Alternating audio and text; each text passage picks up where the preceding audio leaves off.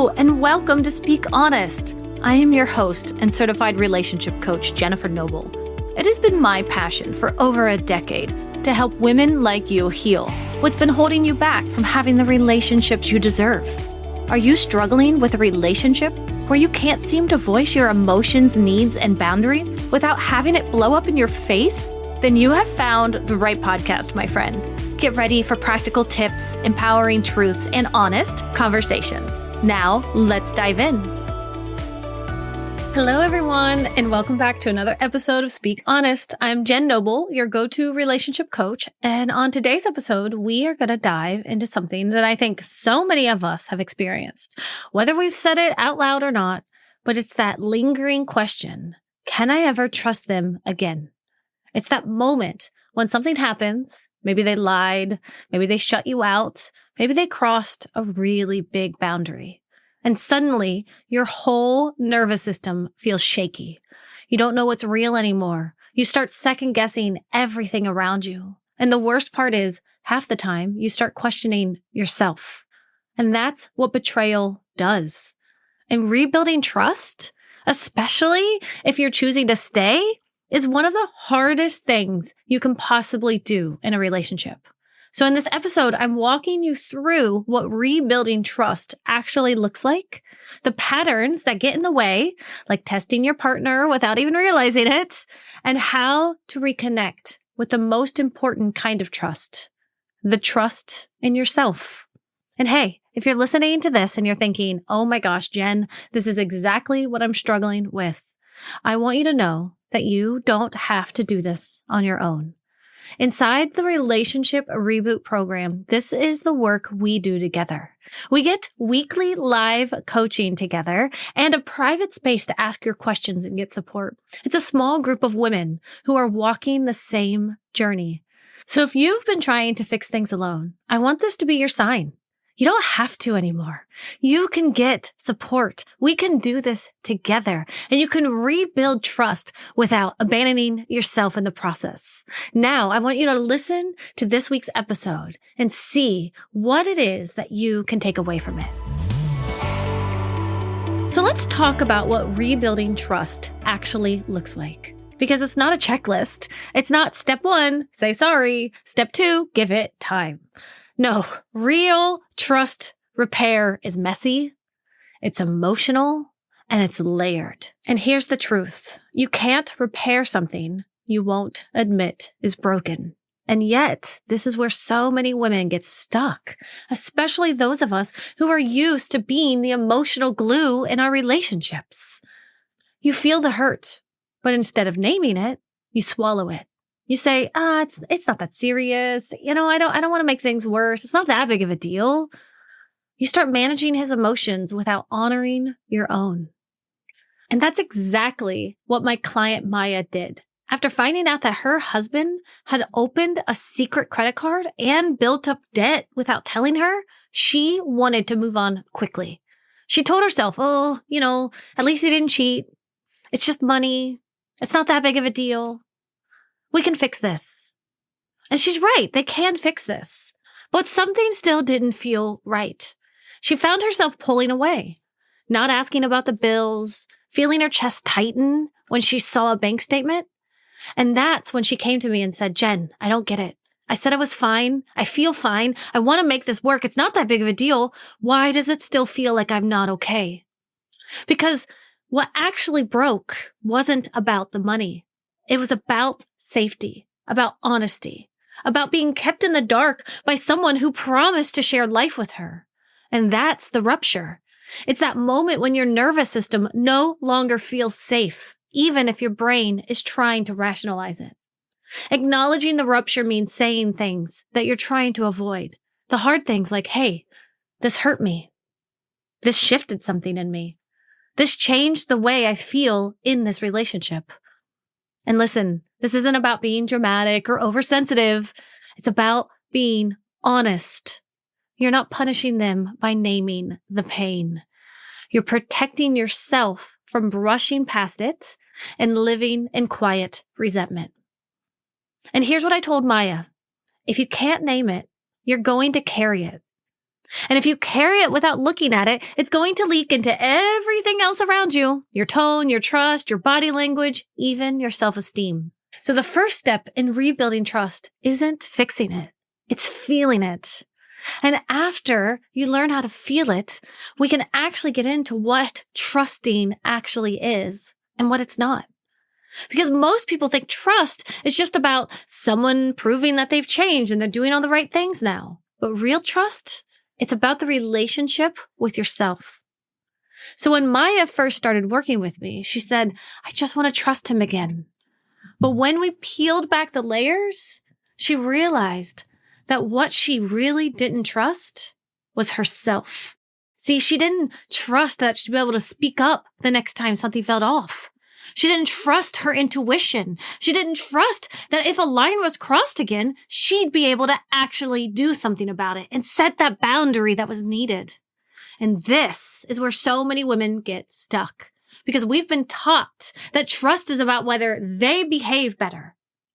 But if you're rebuilding trust without rebuilding your own self-trust, then you're never going to feel safe. You're constantly going to monitor them. You'll overanalyze everything that they say. You'll hold your breath waiting for the next thing to go wrong. Because deep down, you don't trust that you'll leave if you need to. So what does trust actually look like? It's not just about them being consistent. It's about you being consistent. Consistent with your values, consistent with your voice, with your boundaries, with your needs. I want you to know that trust is knowing that if something feels wrong, I won't gaslight myself out of it. Trust is knowing I can sit with the hard things, but I won't tolerate disrespect. And trust is knowing I'll choose myself before I betray myself. And that's what we work on inside of the Relationship Reboot program, building a kind of trust that doesn't crumble every time someone lets you down because you've learned how to anchor in yourself. And that self-trust, it changes everything. Now I want to talk about what actual repair looks like. This is where things usually get a little bit confusing because repair isn't about making big grand gestures or saying the right words or showing up the right way. It's about rebuilding consistency and safety, slowly, steadily, and honestly. And the most important thing I can tell you here is this. Forgiveness has to come before the needs and the boundaries are stated. Otherwise, it's not repair, it's a test. Now, let me explain this. See, after Maya and her husband had agreed to move forward after the whole card incident, she started asking him for certain things. Well within her right. In fact, I worked with her on this to show up for what she needed. She needed weekly financial check-ins. She needed more transparency with their finances, and she needed more emotional openness. Those are all beautiful. But every time he tried to meet her needs, she changed the rules on him. She kept moving the goalpost. Do you see what's happening here? One week, she wanted weekly check-ins, but when he wasn't showing up exactly how she wanted him to, the next week it became daily updates. And then it was, well, you're not remorseful enough, and you're only doing this because I told you to. Do you see how this becomes a moving target? This is where we keep moving the goalpost on our men, and it leaves them feeling confused and frustrated. But now this doesn't mean that he didn't have work to do. Of course, he had a lot to do. But what was happening here was not repair. It was testing. See, when we looked deeper, Maya realized she hadn't actually fully forgiven him yet. She still felt hurt. And she didn't feel very safe with him. So instead of saying that, she was trying to make him prove his love by jumping through all of these emotional hoops. But here's the problem. When you keep moving the goalpost on your partner can't show up for you in a real way. They're not sure what you actually need, and eventually they'll either burn out or completely shut down. Forgiveness does not mean forgetting. It doesn't mean excusing what happened, but it does mean making a conscious choice to stop punishing them, to start focusing on what you actually need moving forward and coming from a place of forgiveness while you do. See, once Maya forgave her husband, she was able to get clear again. And she said, here's what I need to feel safe. And she stuck to it. She didn't keep changing the needs or the boundaries. She didn't turn her needs into a guessing game. And you know what? Her husband started showing up more consistently because the expectations were more clear. And the energy shifted from punishment to partnership. So if you're listening to this and you're thinking, I keep asking for more and it still doesn't feel like enough, then I want you to pause and ask yourself, have I truly forgiven them yet? Am I asking for what I need, or am I asking them to make up for my pain? Am I repairing, or am I testing? This isn't about shame. It's about clarity, because clarity creates safety for you and for them. When Maya learned to acknowledge her pain, not dismiss it, not say, oh, it's not that bad, he didn't cheat on me, it's not a big deal, she started to shift something inside of herself. That self-compassion gave her permission to stop minimizing and to stop overriding what she felt. And that changed everything.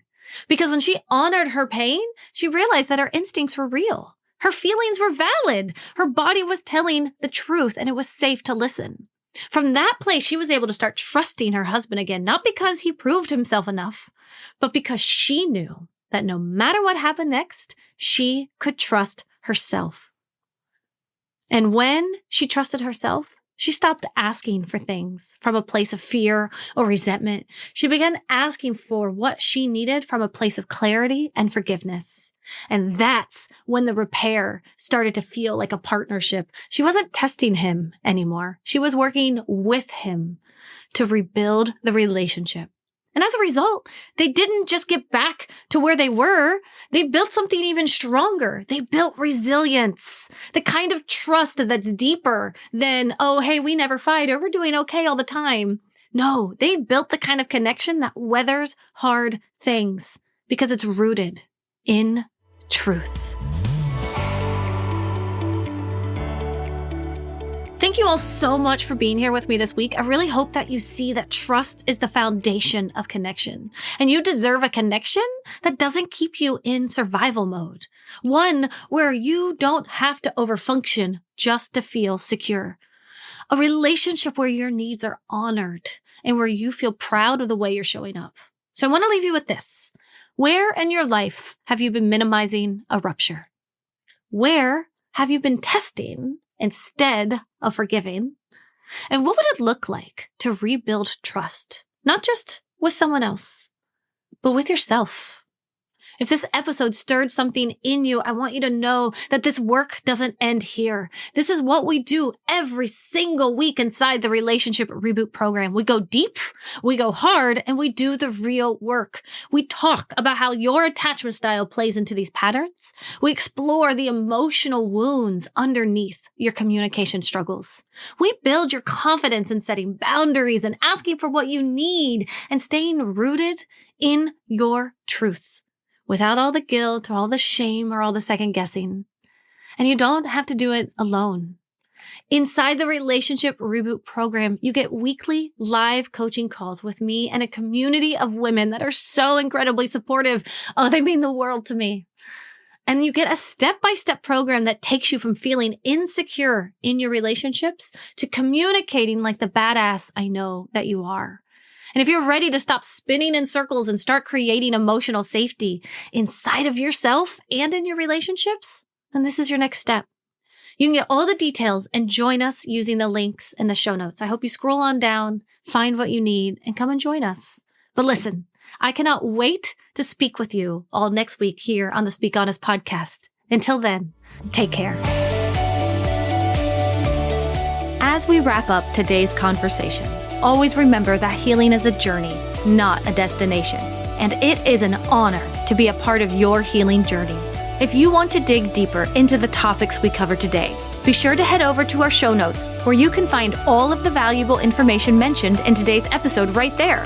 And please remember to rate, review, and subscribe if you enjoyed today's podcast. Your feedback means the world to us and helps others discover our podcast. Until next time, remember to speak up and speak honest.